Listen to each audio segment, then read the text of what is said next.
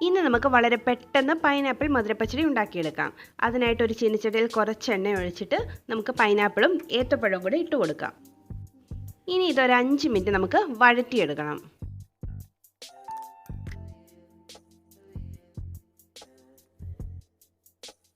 ഇനി ഇതിലേക്ക് ആവശ്യത്തിന് ഉപ്പും മഞ്ഞൾപ്പൊടിയും മുളക് പൊടിയും ചേർത്ത് കൊടുക്കാം. രണ്ടും 1/4 ടീസ്പൂൺ വെച്ചാണ് ചേർത്തിരിക്കുന്നത്. ഇനി കുറച്ച് വെള്ളവും കൂടി ഒഴിച്ച് ഒന്ന് മൂടി വെച്ച് നമുക്ക് വേവിച്ചെടുക്കാം.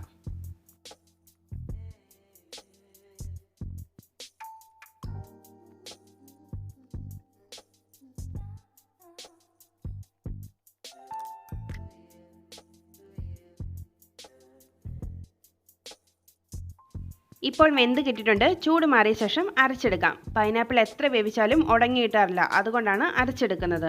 ചെറുതായി അരിഞ്ഞും വേവിച്ച് നോക്കിയിട്ടുണ്ട്, എന്നിട്ടും ഉടങ്ങി കിട്ടാറില്ല. ഈ ഒരു പാകത്തിന് അരച്ചെടുത്തിട്ടുണ്ട്. എന്നിട്ടിതൊന്ന് വരട്ടിയെടുക്കാം.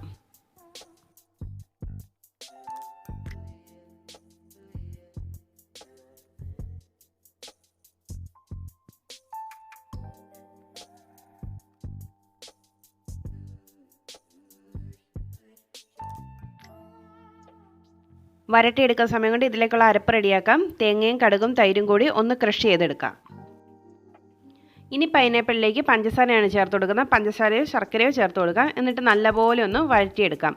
കളർ നല്ലപോലെ ഒന്ന് മാറി വരും.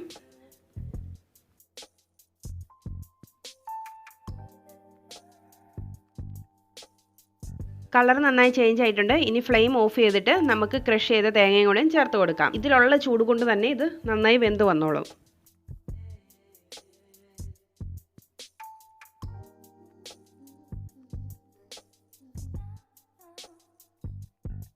ഇനി ഇതിലേക്ക് കുറച്ച് തൈരും കൂടെ ഒഴിച്ച് ഒന്ന് ലൂസാക്കി എടുക്കാം.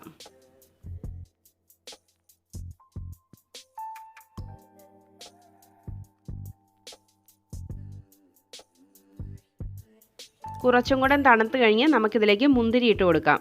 മുന്തിരി ചൂടോടെ ഇട്ട് കൊടുത്താൽ മുന്തിരിയുടെ കളർ മാറിപ്പോവും. അതുകൊണ്ടാണ് തണുത്ത് കഴിഞ്ഞിട്ട് ഇട്ട് കൊടുക്കുന്നത്. അതിനുശേഷം നന്നായി ഒന്ന് മിക്സ് ചെയ്തിട്ട് നമുക്കിതിലേക്ക് താളിക്കാം. പൈനാപ്പിൾ മധുരപ്പച്ചടി റെഡി.